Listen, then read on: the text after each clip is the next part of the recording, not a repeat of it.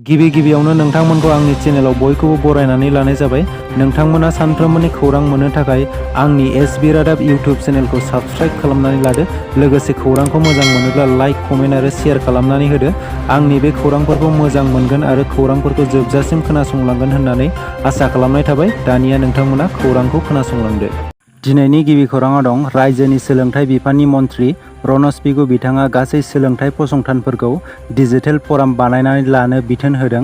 गुवाहाटीआव थानाय श्रीमन्त शंकरदेव कलाक्षेत्रनि इन्टारनेशनेल अडिट'रियामाव मोनसे मेल खुंफुंनायनि गेजेरजों आसामनि सोलोंथाइ बिफाननि मन्थ्रि रनज पेगु बिथाङा फैबाय थानाय समाव आसामनि गासै सोलोंथाइ फसंथानफोरखौ गावबागाव ससियेल मिडिया प्लेटफर्म जेरै फेसबुक आरो टुइटार बायदि एकाउन्ट बानायनानै लानो बिथोन होदों, जायनि गेजेरजों फरायसा आरो सोलोंथाइ फसंथानफोरनि गेजेराव थोंजोङै खाथि सोमोन्दो लाखिनो हायो। लोगोसे बेनि गेजेरजों सोलोंथाइ फसंथानफोराबो माखासे गोनां फोसावथाय आरो बिथोनफोरखौ इमेल एबा ससियेल मिडियानि गेजेरजों मोननो हायो।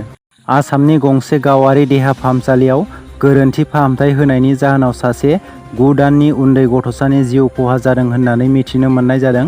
मिथिनो मोनबावनाय बायदिब्ला आसामनि करिमगन्ज सेररानि थागिबि केशर कुमारनि 9 दाननि उन्दै गथ'सानि सावस्रि हालोदा गाज्रि जानायनि जाहोनाव गंसे लाइफ लाइन हस्पिटाल मुंनि गावारि देहा फाहामसालियाव थिसननाय जादोंमोन।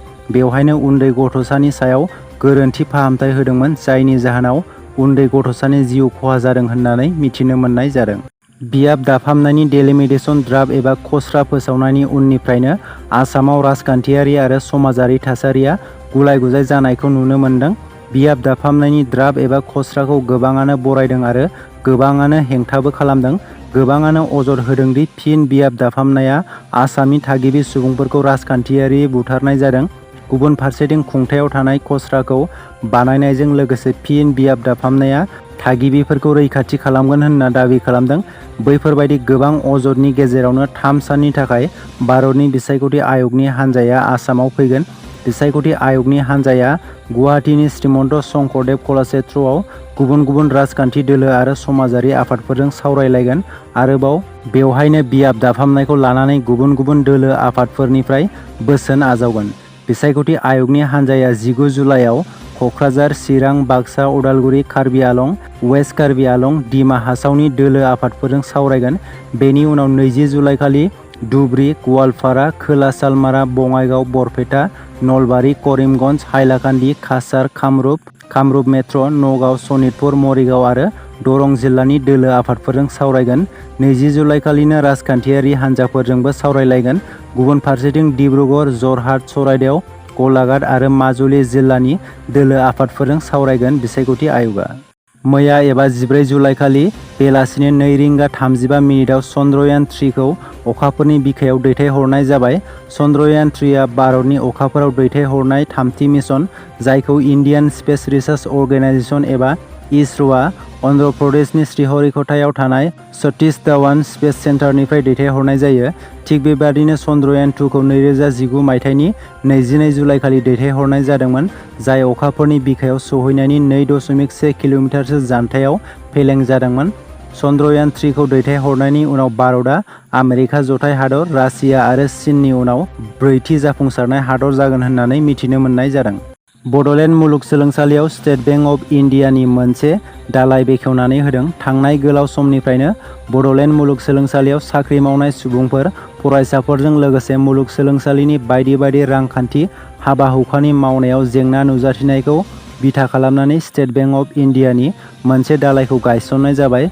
मुलुगसोलोंसालियाव बेखेवनाय स्टेट बेंक अफ इन्डियानि मोनसे दालाइनि गेजेरजों साख्रिआवला फरायसाफोरजों लोगोसे सोरगिदिं थानाय रायजो-राजाफोराबो खाबु गोनां जागोन।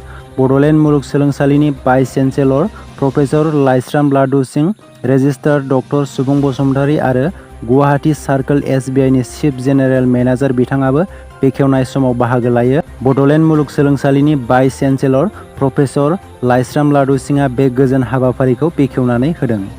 रायजोनि गिबि मन्थ्रि हिमन्त बिश्व शर्माया गुवाहाटीयाव मैगं-थाइगंनि बेसेन बांनायनि सायाव बुंथियो दि दासान्दि गुवाहाटी नोगोरमायाव मैगं-थाइगंनि बेसेन गोबां बारा जानायखौ नुनो मोन्दों मानोना मैगं-थाइगंनि फालांगिखौ बांसिनानो मिया कमिउनिटिनि सुबुंफोरा खालामो। जेब्ला अल इन्डिया इउनाइटेड डेम'क्रेटिक फ्रन्टनि आफादगिरि आरो एमपि बादरुद्दिन आजमलआ बुंदोंमोन दि आसामा मिया कमिउनिटिनि अनगा आबुं नङा होननानै, बेनि उनावनो गिबि मन्थ्रि हिमन्त बिश्व शर्माया मैगं-थाइगंनि बेसेन बांनायनि दायखौ मिया कमिउनिटिनि सायाव जाबसिननानै होदों। मख'नो गोनांदि गिबि मन्थ्रि हिमन्त बिश्व शर्माया बुंथिबावो दि आजमलआ बेबादि बिबुंथि होनाया असमिया हारिखौ लाजि फोनांनाय जादों, नाथाय जों बेखौबो गनायनानै लानांगोन दि मिया कमिउनिटिनि सुबुंफोरा असमिया हारिनि सुबुंफोरनिफ्राय मावथिसिन, मानोना जों नुनो मोनोदि ईदनि समाव बास गारि हाथाइ-बाजारफोरा बांसिनानो लांदां जायो। बेनिफ्राय जों बुजिनो हायोदि बास गारि सालायगिरि आरो मैगं-थाइगं फानग्राफोरा बांसिनानो मिया कमिउनिटिनिफ्राय जायो। मिया कमिउनिटिनि सुबुंफोरा जेरै फारफ्रोमबो बिथिङावनो नांथाबनानै खामानि मावो, बेबादिनो आसामनि गुबुन गुबुन हारिफोराबो गोसो होनानै खामानि मावनो सुबुरुन होदों गिबि मन्थ्रि बिथाङा। दिनैनि खौराङा एसेनोसै। आसा खालामो नोंथांमोना खौरांखौ खोनासंनानै मोजां मोनबाय। खौरांखौ मोजां मोनदोंब्ला मोनसे लाइक खालामदो। लोगोसे सानफ्रोमबोनि खौरां मोननो थाखाय आंनि एसबि रादाब इउटुब चेनेलखौ साबस्क्राइब खालामनानै लादो। गोजोन्थों।